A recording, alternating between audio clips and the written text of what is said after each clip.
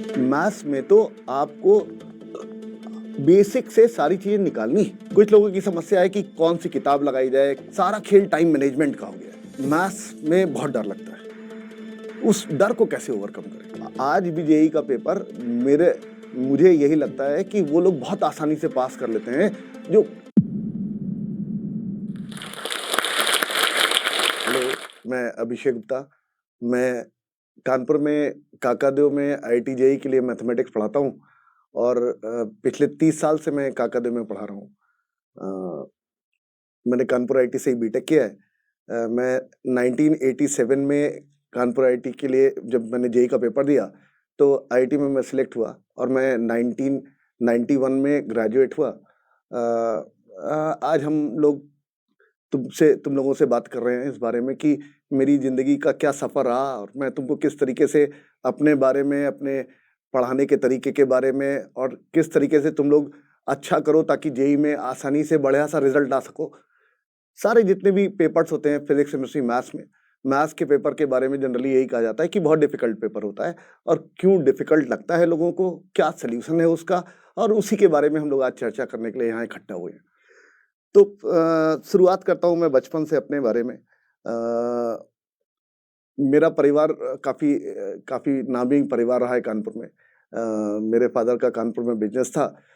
हम लोग 3 भाई थे। पढ़ने में मैं सबसे खराब था। मेरा बड़ा भाई भी पढ़ने में बहुत बढ़िया था और मेरा छोटा भाई भी, और मेरी बहुत पिटाई भी होती थी इसी कारण, क्योंकि मैं पढ़ने में कम इंटरेस्टेड रहता था। मुझे हमेशा खेलने में, बाकी सारी एक्टिविटीज़ में बहुत मज़ा आता था। हमको चूँकि मैं 12th में जब पहुँचा तो चूँकि बहुत अच्छा था नहीं पढ़ने में, तो मेरे फादर ने मुझसे कहा कि चलो तुम्हारा हम किसी डोनेशन कॉलेज में एडमिशन करा देते हैं। और उन्होंने मुझसे जब ये बात कही तो मुझे लगा कि हमारा बिजनेस है लोहे का और क्यों मैं इतने सारे पैसे खर्चे करूं। तो मैंने पापा से स्टेशन पे रेलवे स्टेशन, भोपाल के रेलवे स्टेशन पे मैंने ये बात कही कि 1 साल तैयारी कर लेते हैं और अगर हो गया तो जितने पैसे आप वहाँ खर्चा करने जा रहे हो, उसमें इंडिया में मारुति कार लॉन्च हुई थी। तो मैंने कहा कि आप मुझे कार दिलवा देना, अदरवाइज ऐसा होगा कि आप फिर मैं आपके साथ बिजनेस में लग जाऊंगा, फिर मैं एग्जाम कोई इंजीनियरिंग नहीं करूंगा। तो मेरे फादर ने मुझे मौका दिया। फिर से पढ़ाई करना चालू करी। शुरुआत के तो 3-4 महीने मुझे लगा कि मैं पढ़ लूँगा, इतना टाइम में पढ़ लूँगा, तो 3 महीने निकल गए। फिर मेरे फादर ने एक मुझे मैथ्स की किताब भी लाके दी। अरे उस किताब को पढ़ने के बाद मुझे लगने लगा कि यार मैं जो सोचता हूँ बहुत ही ज़बरदस्त सोचता हूँ। मुझे अपने ऊपर ज़बरदस्त भरोसा हो गया था। मैंने मैथ्स उसी के बाद से सीखना चालू करी और मैं वो सारी बातें हर जगह लगाने लगा।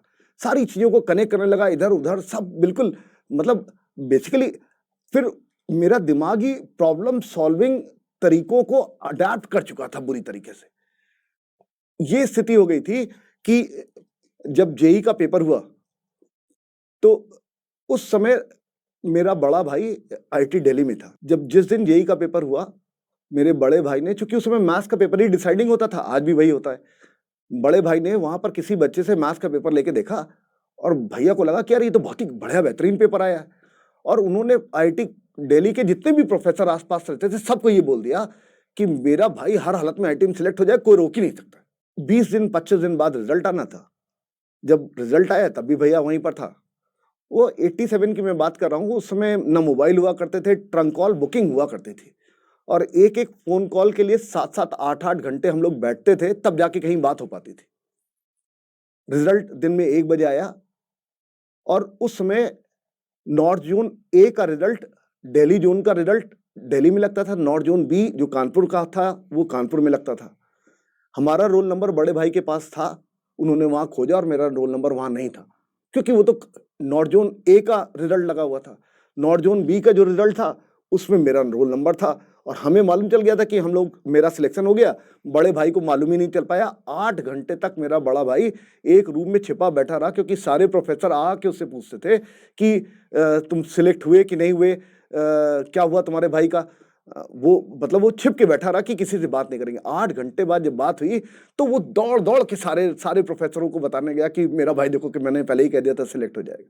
तो सारा खेल, क्या आपने सीख लिया, आपको कहाँ से बुद्धि प्राप्त हो गई, वो कोई टीचर हो सकता है, कोई माध्यम हो सकता है, कोई किसी तरीके का इंस्पिरेशन हो सकता है, वो कोई किताब भी हो सकती है। वो सबको अपने लिए खोजना ही पड़ेगा। आज भी जेईई का पेपर मुझे यही लगता है कि वो लोग बहुत आसानी से पास कर लेते हैं जो जो खेलने वाले बच्चे होते हैं। उसका कारण ये उनके ऊपर लोड नहीं रहता है, उनके ऊपर कोई स्ट्रेस ही नहीं रहती है। वो तो उसको खेल समझते हैं। कोई भी सवाल है अगर आप खेल की तरीके से उसको लो, तो ना आपके ऊपर कभी कोई प्रेशर ही आएगा। अरे आप एग्ज़ाम खराब कर देते हो, आता हुआ चीज़ें खराब कर देते हो, उसका बहुत सीधा-सा कारण है कि इतना लोड, इतना सोसाइटी का लोड, आपके ऊपर इतनी एक्सपेक्टेशन, आपके फादर ने इतने एफर्ट्स किए, पेरेंट्स ने इतने एफर्ट्स किए, इतने स्ट्रेस। मैं तो देखता हूँ बच्चों को कि स्ट्रेस के मारे वो 2 साल में मुरझा जाते हैं। मतलब मैं तो खेलता ही रहा। मुझे तो यही लगता है कि यार ये तो बहुत ही सरल एग्ज़ाम है और सिर्फ़ फिज़िक्स, केमिस्ट्री तो तुम लोग सारे लोग पढ़ते ही हो, कितना देखा होगा तुम लोगों ने कि कितना सरल पेपर आता है। सारी लड़ाई तो मैथ्स के पेपर की है और वो क्यों कठिन लगता है लोगों को और मैंने कैसे चीज़ों को सँभाला, अभी मैं उसके बारे में भी बात करूँगा। फिर मैंने तैयारी करी और भगवान का आशीर्वाद था कि फिर आईटी में सिलेक्ट हो गया मैं। कानपुर आईटी उस समय वर्ल्ड में 4th रैंकिंग थी। मेरी रैंक बहुत अच्छी नहीं आई, लेकिन जितनी आई मुझे हमेशा संतोष है।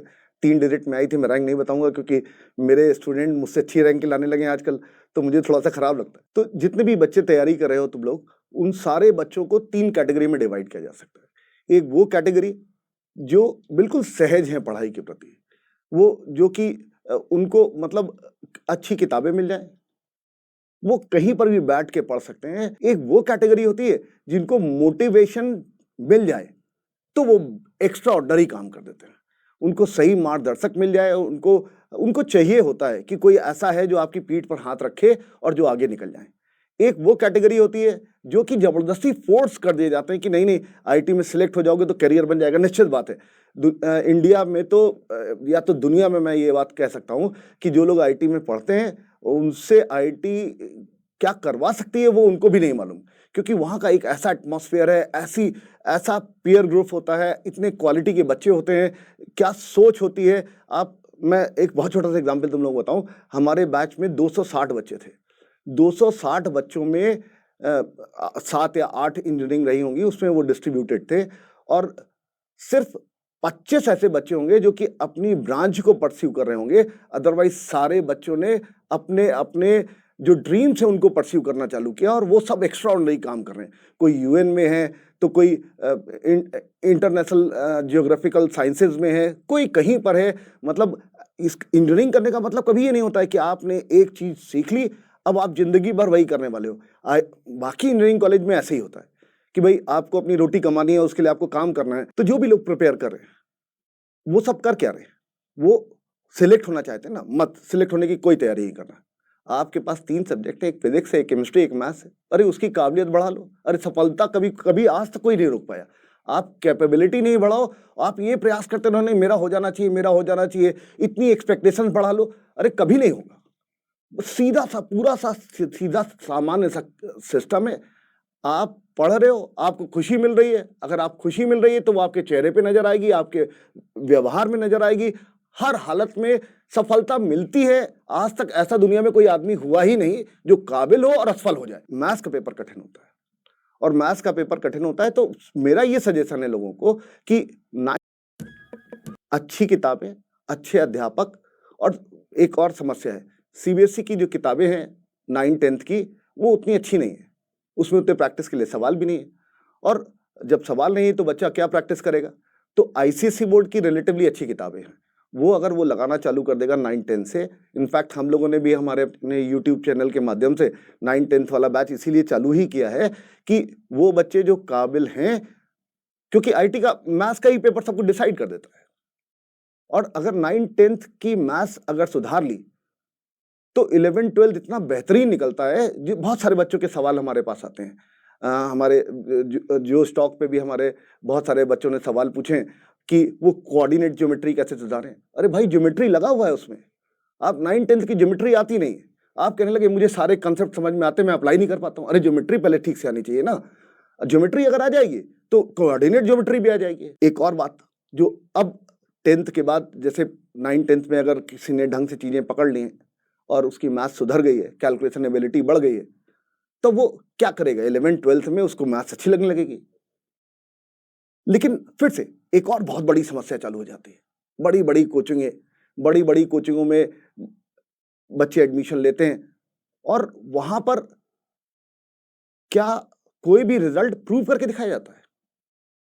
याद करवा दिया जाता है। मैथ्स में तो आपको बेसिक से सारी चीजें निकालनी है, इसीलिए तो मैथ सबसे सरल है। अगर रट लोगे तो कठिन है। जहां तुमने रटना चालू कर दिया कि इस तरीके का सवाल तब लगाया था, इस तरीके का सवाल तब लगाया था, अरे भैया कंसेप्ट लगाना है, सवाल पढ़ो, बेसिक एलिमेंट्स में ब्रेक कर लो और सॉल्व करते चले जाओ। जब मैंने यूट्यूब पे पढ़ाना चालू किया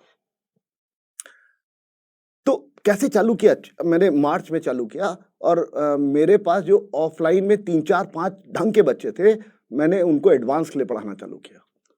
मैं अपना आईपैड पे पढ़ाता था और वो लोग क्लास ज्वाइन कर लेते थे वो लोग क्लास ज्वाइन कर लेते थे और मैं कोई सवाल लिखा, मैंने कुछ बात करी, उन्होंने मुझसे कुछ बात बोली और इस प्रोसेस में इंटरैक्टिव क्लास फिर से चालू हो गई और this is the best part. मतलब फिर मुझे लगा कि यार ये तो बिल्कुल क्लासिकल इंटरैक्टिव क्लास चल रही है। मुझे तो अब ये 100% यकीन हो गया है कि ऑफलाइन से बढ़िया तो ऑनलाइन क्लास होती है। ऑनलाइन क्लास में कम से कम बच्चा चूंकि भीड़ में नहीं बैठा हुआ है, अपने कमरे में बैठा हुआ है, उसके मन में कोई डाउट है वो मुझसे पूछ सकता है। अरे ऑफलाइन क्लास में तो उसको इस बात की झिझक रहती है कि मैं अपनी बात कहूंगा तो बाकी बच्चे हंसेंगे। यहाँ तो उसको फर्क ही नहीं पड़ता कि कौन क्या हंस रहा है कि रो रहा है, रोता रहे, मेरा डाउट है, मैंने पूछा, मेरे सर ने मुझे बता दिया, मेरा डाउट क्लियर हो गया। अरे इससे बड़ा एडवांटेज तो और किसी तरीके से हो ही नहीं सकता। मतलब कुछ लोगों की समस्या है कि कौन सी किताब लगाई जाए, कैसे प्रोसीड किया जाए, इतनी सारी किताबें हैं, हाँ इतना टाइम भी नहीं है हमारे पास। बहुत सीधा सा सिद्धांत है, कोई भी एक किताब उठाओ, उसको लगा लो, कोई एक किताब। अगर ज्यादा टाइम नहीं है तो ऑल्टरनेट सवाल लगा लो, लेकिन सवाल पे टाइम दो, सवाल पढ़ो, समझो और अपने आप प्रयास करो बेसिक कॉन्सेप्ट से। ये नहीं कि वैसा सवाल मैंने लगाया था तो उसके कारण मैं ये सवाल अब ऐसे सॉल्व कर लूं, ये बिल्कुल नहीं। नो कंपैरिजन, कभी कंपैरिजन नहीं, क्योंकि एग्जाम में सब नए सवाल आने वाले। अब कुछ ऐसे बच्चे होंगे जो कि जिन्होंने इस बार आईआईटी के लिए ड्रॉप किया होगा और उनके पास अब बहुत ज्यादा टाइम भी नहीं है, उनको भी जेईई का पेपर देना होगा। कुछ ऐसे बच्चे होंगे जो 11th से प्रिपेयर कर रहे होंगे और अब वो 12th में होंगे, उनको भी एग्जाम देना होगा। और कुछ ऐसे भी बच्चे होंगे जो कि अभी 11th में ही हैं, जिनको 2 साल बाद पेपर देना है। तो 11th में जो बच्चे हैं उनके लिए बहुत ही कंफर्टेबल सिचुएशन है। 11th में बच्चों को फिजिक्स बहुत अच्छी कर लेनी चाहिए। उसका कारण ये है कि फिजिक्स में मैकेनिक्स होती है और वो मैकेनिक्स बहुत हेल्प करती है हर तरीके से। पूरा आगे वाला पूरा फिजिक्स का पार्ट उसी मैकेनिक्स के ऊपर डेवलप हो जाता है, तो आसानी से बच्चों के लिए कंफर्टेबल हो जाता है और बहुत ही सिस्टमैटिक भी होती है, बहुत ही इंटरेस्टिंग भी होती है। मैथ्स में जितनी भी चीजें हैं वो बहुत छोटी छोटी फुटकर चीजें हैं। एक चैप्टर बाइनोमियल थ्योरम का आ जाएगा, तो कभी एक ट्रिग्नोमेट्री का आ जाएगा, तो कभी परम्यूटेशन कन्वेंशन का आ जाएगा। छोटे छोटे चैप्टर से सब कनेक्टेड नहीं है और कनेक्टेड वाला जो पार्ट आता है वो कोऑर्डिनेट का जाता है। तो मेरी जो एडवाइस है वो छोटे छोटे पार्ट्स कंसोलिडेट करके नहीं पढ़ा जा सकता, क्योंकि मैथ्स में जो 12th में आने वाला है वो 11th के चैप्टर में मिक्स होने वाला है, जो 11th में आने वाला है वो 12th के चैप्टर में मिक्स होने वाला है। तो 11th में बहुत ज्यादा एफर्ट करने की जरूरत नहीं मैथ्स में, वो एग्जाम में आने वाले नहीं। एग्जाम में तो 3-3 कंसेप्ट लग के सवाल सॉल्व आने वाले हैं।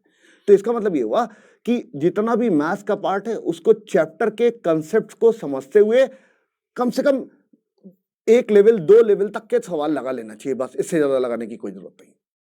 फिजिक्स में बिल्कुल उठा के बिल्कुल एकदम निपटा देना जितना मैकेनिक्स वाला पार्ट है। बहुत ज्यादा 11th में लोड लेने की जरूरत नहीं।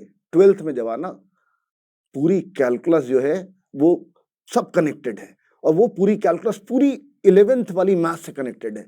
सारा खेल 12th में सुधर जाता है।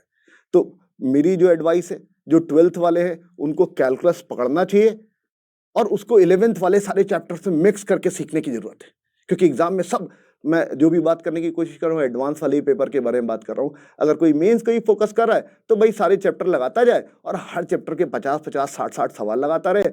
PYQ भी इतने सारे हैं कि सारे लगा नहीं सकते हो, उसमें भी ऑल्टरनेट सवाल लगा लेना। सवाल लगाने के लिए सवाल मत लगाना, सोल्यूशन पढ़ के मत सवाल लगाना। सवाल लगाना, सॉल्व कर लेना, ना सॉल्व हो अपने टीचर से हेल्प ले लेना, और तब भी ना सॉल्व हो तो छोड़ देना। भाई मैथ्स का पेपर कठिन ही आता है, और कठिन आता है और एक और प्रॉब्लम है, 3 घंटे का पेपर है, सारा खेल टाइम मैनेजमेंट का हो गया है। कुछ लोग बहुत अच्छा कर देते हैं, कुछ लोग उतना अच्छा नहीं कर पाते हैं और पूरा खेल इस बात का हो गया है कि आप केमिस्ट्री में कितना कम टाइम लगाते हो, क्योंकि रटा हुआ सब्जेक्ट है। अगर कम समय लगाओगे तो मैथ्स के लिए ज़्यादा समय बच जाएगा। तो आपको मैथ्स के लिए समय बचाने के लिए केमिस्ट्री रटी हुई होना चाहिए, ये तो पक्की बात है। चाहे वो मेंस का पेपर हो, चाहे एडवांस का पेपर हो, तो सीधा-सा खेल है। मतलब ज़्यादा कभी परेशान हो के पढ़ाई मत करना, कभी लोड लेके पढ़ाई मत करना। आईटी नहीं हुआ तो ज़िंदगी खत्म नहीं होती है, ये मान के चलना। मुझे चीज़ों को सीखना है, सीख के मैं सुधार सकता हूँ और अगर सीख लोगे तो कोई ताकत नहीं तुमको आईटी जाने से रोक सके, ऐसा मेरा पूरा विश्वास है। तो एक बहुत फ्रीक्वेंटली सवाल पूछा जाता है कि मैथ्स में बहुत डर लगता है, उस डर को कैसे ओवरकम करें? अच्छा, वो डर क्यों लगता है? डर इसलिए लगता है कि वो जो कोचिंग में असाइनमेंट मिलता है या डीपीपी मिलती है, वो सॉल्व ही नहीं होती है। लगता है कि जितना पढ़ाया जा रहा है वो सब मुझे समझ में आ रहा है और मुझसे सवाल नहीं सॉल्व हो रहे। सिर्फ उसका एक सीधा-सा तरीका, स्कूल की टेक्स्ट बुक उठाओ। टेक्स्ट बुक की हमेशा ये खासियत होती है कि सर्टेन सेट ऑफ फॉर्मूला और उस पर बेस्ड पूरी एक्सरसाइज जिसमें कि 30 सवाल लिखे होंगे और जब वो सॉल्व कर लोगे तो तुम्हारे दिमाग में वो फॉर्मूले कैसे अप्लाई किए जाने वाले हैं सरल से सरल सवालों में, और उसके बाद फिर ऑर्डर के हिसाब से वो बढ़ते चले जाते हैं। उससे अपने आप ही भरोसा बढ़ना चालू हो जाएगा। लेकिन सीधे अगर कोई डीपीपी लगाएगा या वो असाइनमेंट लगाने लगेंगे या पीवाईक्यू लगाने पड़ेंगे, निश्चित बात है डर जाओगे। अगर मैथ्स कमजोर रही है और अगर मैथ्स ठीक लगती है तो फिर किसी भी लेवल के सवाल लगाओ, वो अलग बात है। अब जो बातें तुम लोगों को बोलने वाला हूँ तुरंत उसका हो सकता है एडवांटेज ना मिले, लेकिन on the long run of your life आप लोगों को निश्चित बात है इस सीख का भी बहुत बड़ा फायदा मिलेगा। हो सकता है अभी ना समझ में आए। आप जब आईआईटी जैसे कॉलेज में पढ़ लेते हो तो आपको प्रॉब्लम और प्रॉब्लम का सलूशन खोजने में मजा आने लगता है। लेकिन एक स्टेज ऐसी आ जाती है कि आप वो जो आपकी प्रॉब्लम सॉल्विंग एबिलिटी है वो रियल लाइफ में भी लगाने लगते हो, रिलेशंस के बीच में भी लगाने लगते हो। और उससे क्या होगा, क्या समस्या है का क्या कंक्लूजन आपने निकाल लिया और उसके बाद उस बात पर आप डटे रहे कि मैंने जो कंक्लूजन निकाला वो बिल्कुल सही है।